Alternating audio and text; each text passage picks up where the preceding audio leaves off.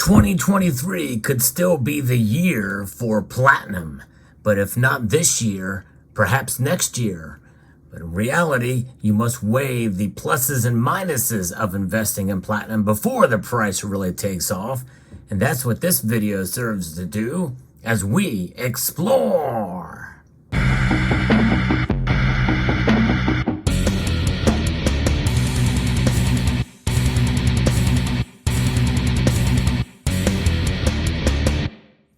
Platinum in 2023 could be a pivotal time for the metal that has so far done fairly well over the last 3 years.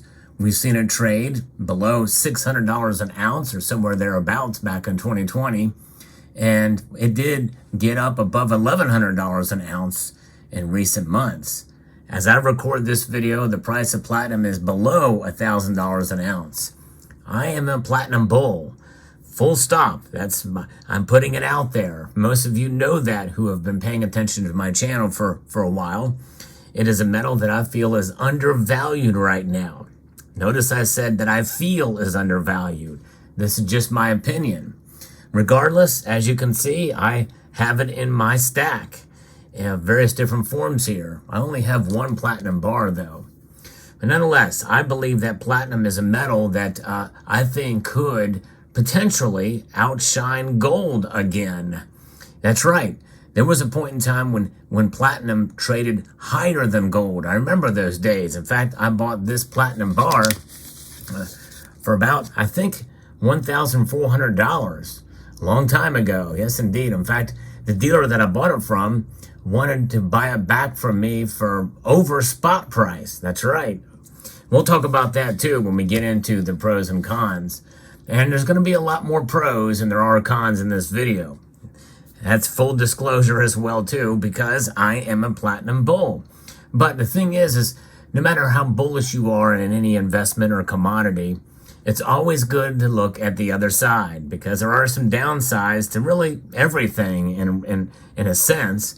I mean, for many of us in the precious metals space, it's kind of a no-brainer to have precious metals in our portfolio. But when you go on the fringe, and by the way, yes, even though I'm a platinum bull, I like to refer to the platinum group metals as fringe precious metals. In other words, they're relatively new in the grand scheme of history. I mean, platinum and palladium both discovered in the 1700s. So they're relatively new to the space, and platinum really is only one that was used as money in Russia for a short period of time. And really, they aren't considered monetary metals, really, although technically platinum very well could pay off the entire national debt based off of a loophole in a law that really wasn't a loophole. And I've done a video about that before, where you can take this design and just slap $100 trillion on the back of it. Nonetheless, that's not why you should consider investing in platinum. But there's a lot of good reason why this year is sending a strong message for a couple of different reasons why it's a good idea. The pros of investing in platinum are what we're going to get into now. Platinum deficit forecast for 2023 is up 77%. That's 983,000 ounces as demand grows, as they forecast here for this year, 28%. And supply could potentially will decrease 1% year over year. That's pretty big. That's pretty big news indeed that very well could happen. And that's generally overall the sentiment from the Platinum Investment Council.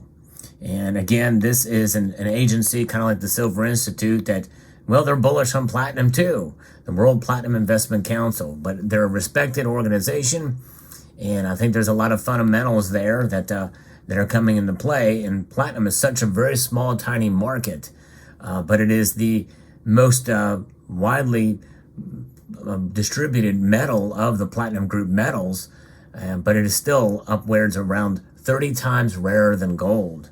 Only palladium, depending on how you measure it, out of the ground or in the crust or what have you, is rare by some remarks, but nonetheless. So there's where it is. And of course, what is happening here? What is this demand going to be used for? Well, there's a lot happening in terms of the substitution of platinum from from being used in engines, gasoline engines. That's right. And platinum is mostly throughout the early 2010s, really the 2000s through about 2015. Platinum was used in diesel engines, and diesel was starting to take off as an alternative to gas because those vehicles were much more fuel efficient until the Volkswagen scandal came about. That's when we saw platinum really plunge because of the emissions scandal there with Volkswagen. So you had a lot less diesel engines being used, and so platinum kind of fell into a surplus. And then we started to see palladium prices go up. And that is what has remarked on that. So that's what we see. So a period of consecutive deficits are starting in 2023 and are forecast to continue in the coming years. And it would also be considered as a proxy of investing in the growing hydrogen fuel cell economy. And given its use in these technologies, that is a growing thing that people are starting to talk about more and more lately, especially if we don't see drastic improvements in lithium battery technology or silver ion batteries for the automotive industry. Because electric vehicles are certainly very strongly pushed by all aspects of the economic engines, especially with ESG, and governments are certainly providing tax breaks for electric vehicles. So they're really pushing the electric vehicle, but it's really a pain to have to charge your batteries. It takes a long time. The batteries don't have a very long life cycle. There's a lot of, and they're also very economically or environmentally unfriendly, much to the chagrin of what they say. But hydrogen fuel cells are volatile, but that technology is being explored more and more. And that's going to require platinum. That's right. And it is cleaner, much cleaner, and much more efficient from what I understand. But there's still more work to be done in that. But I've seen some automotive manufacturers start to offer hydrogen fuel cell vehicles out there for fleets and the like. So stay tuned to that space to see what happens with hydrogen fuel cells. Now, we also have to understand that at least for the foreseeable future through 2030, that platinum supply remains challenged, hampered by electricity shortages in South Africa and sanctions against Russia. South Africa is one of the largest producers it is the largest producer and miner of platinum right now, and palladium, and also rhodium too. Russia, obviously, with sanctions against Russia, that market, though smaller, it's large enough that it's going to have an effect on supply, depending on how it gets through. Of course, with the BRICS summit coming up, they may find ways to trade within and of themselves and maybe make its way through the overall markets through proxies. But still, nonetheless, that's going to be more expensive, more than likely. And automotive platinum demand growth should continue due principally to substitution in gasoline engines. And that is where we're going to see the biggest thing, especially in China, as they produce more cars. And also what's driving in China for the bullish case for platinum right now is not only automotive increase in automotive production in China, but also industrial demand is on track to be the strongest on record, increasing 17%, driven by glass capacity expansions in China. And that is remarkable to think about because platinum is used in I guess, some of the glass that they use for that. Amazing. So strong platinum automotive demand growth continues in 2023, which is up 12% on higher loadings and increased substitution. So that is pretty remarkable. And that is a case for higher prices, which means that the prices being low now means it may not be a bad time to get in. And so those are the pros. In fact, I believe so much into it that I've got another, I have an unboxing here we're going to do for you for another ounce of platinum. Let's move this stuff out of the way, and then we'll get into the cons of investing in platinum. So let's take a look at here. Pre-score the envelope. We've got something here. Got this from Monument Metals.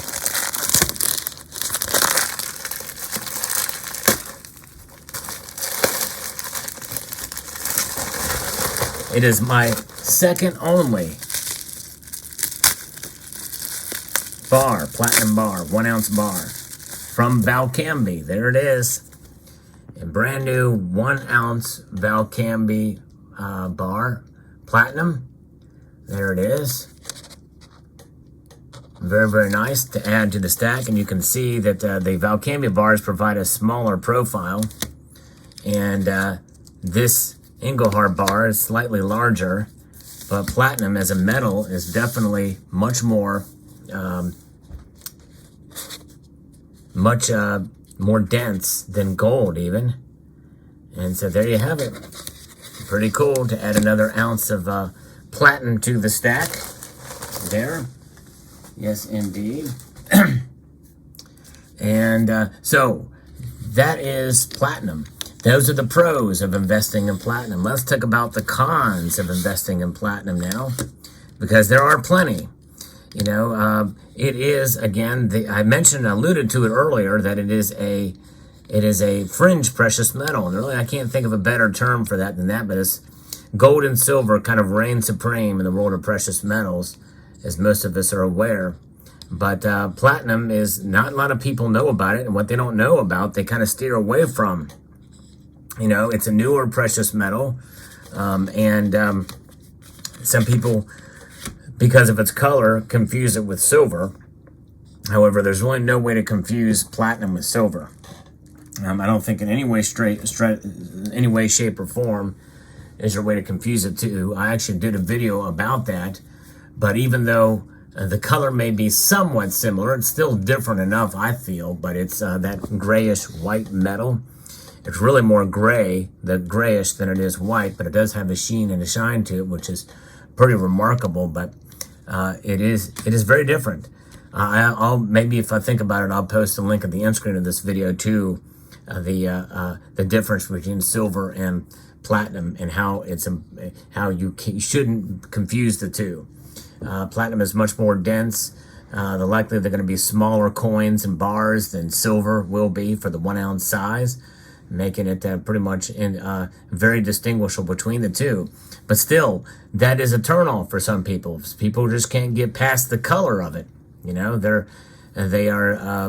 they see the color of it, and to them it just reminds them too much of silver. And but here's just an example. I don't have you can see the difference there. The silver is just brighter. Silver being the most reflective metal out there, it's just brighter. But check that video out that I'll post at the end screen for that. But still, some people can't get past that. There's that. And then there's the idea or the problem of liquidity. Liquidity is an issue. That is a major downside to stacking platinum.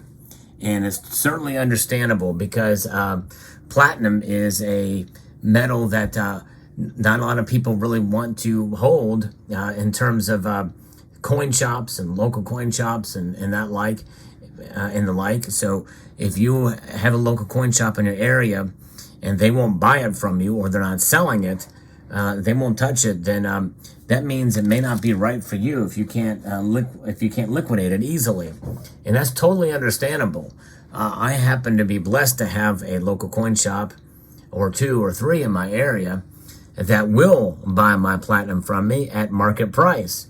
I've had 2 recent comments from folks that say their local coin shop won't even touch it. They won't even buy it. And then another one said, well, they'll take it, but they'll take it for like like $100 under spot or something, some crazy number. You know, it's so you have to weigh the market for your area for the metal. Now there are ways to liquidate it. You can sell it privately to others. You can sell it to folks that are on eBay. You can sell it via Instagram, social media. You know, there's other ways to do it, but you gotta weigh the pros and cons of doing that if you're going to liquidate. But given how connected we are, there are ways to liquidate it, but it may take a couple more hoops in order to do so. That is one of the biggest downsides, I think, to holding platinum, is liquidating it, especially if you want to get it for your spot price. So it's understandable why some people won't want to do it. depending on the market you're in. Another thing about platinum that is a downside is that it is volatile. It is mostly an industrial metal, which means that the price will definitely fluctuate more radically and out of line than gold and silver at times. And so just as it very well could shoot up above gold's price, it could fall right back down below it again. And it is riskier. It's a riskier venture, which could be an adventure. That being said, this is why this video is titled Pros and Cons of Platinum Investing, not stacking, because I don't know that I would necessarily stack it, although I do have, these are considered stackable platinum pieces here. And so I guess I am stacking it to a degree. I've got enough of it that I could call it a platinum stack. But really, it's more of an investment. It's a riskier venture than stacking gold and silver, which are known to be hedges against economic instability. You can see platinum in that regard, but it's a riskier proposition, in my view. So with that being said, there may be other cons. I think the pros outweigh the cons myself, but that's personally for me, because again, if I wanted to sell these, I could probably sell them for at least spot price at my local coin shop. But I don't know about you, if you could, where you're at. So you have to weigh that out for yourself. Let me know what your thoughts are in the comment section below. I hope you found this video informative, insightful, and educational. I'd like to extend a multitude of gratitude to you all for watching and encourage you to please rate, share, comment, and subscribe.